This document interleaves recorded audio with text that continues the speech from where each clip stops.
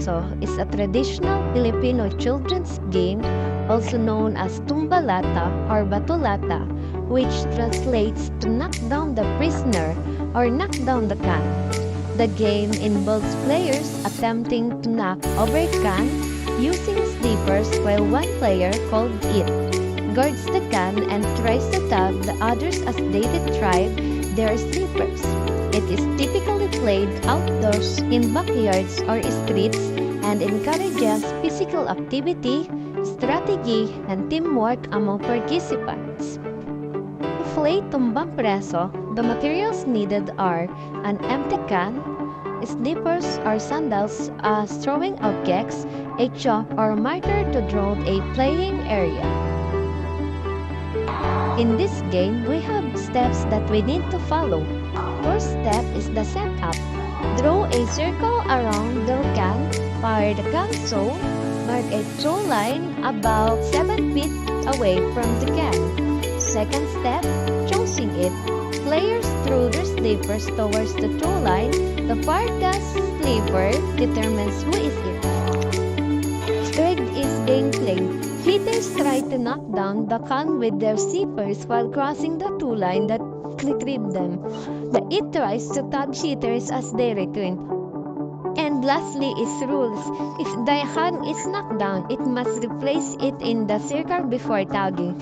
If a hitter is tagged, they become it.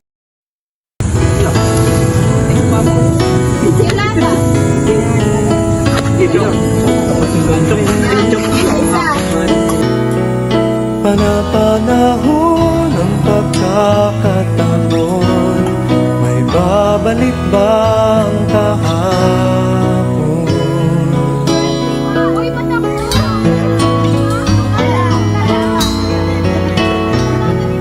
Natatandaan mo pa ba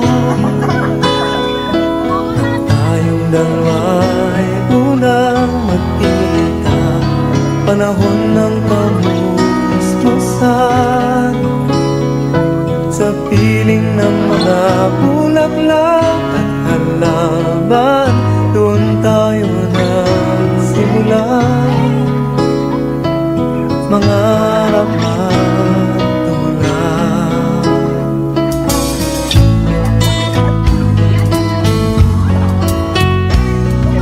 Natatandaan mo pa ba sa punong mangga at ang inalay kong bumamit? Magkahawak kamay sa dalampasigan, palayang tulad ng mga ibon, ang gulitan ng ating ang mga puno at halaman ay kabiyak ng ating gunitan.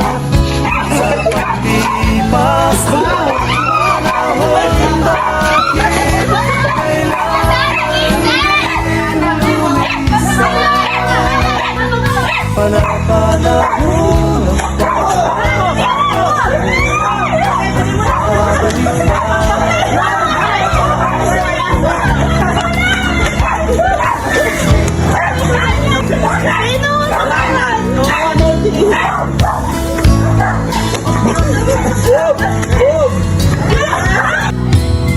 ikaw ay nagbalik, ang iyong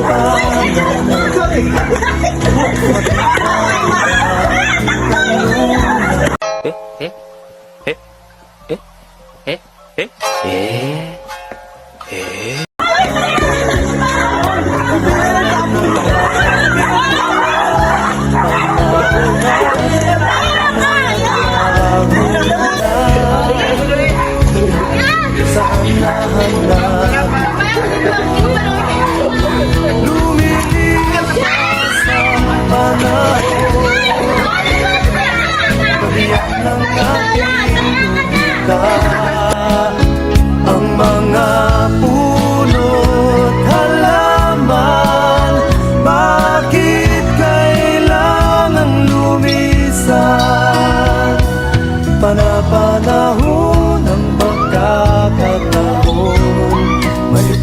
Babalik ba ang kahapon?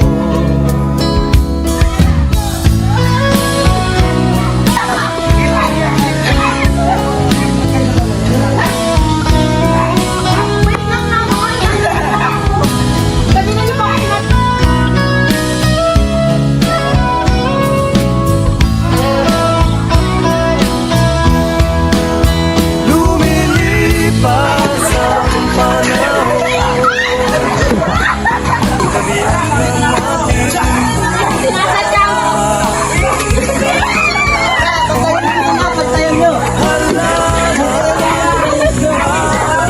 Payain mo yung kukuha ng tsinelas. lumisan. Panapanahon ng pagkakataon, babalik ba ang kahapon?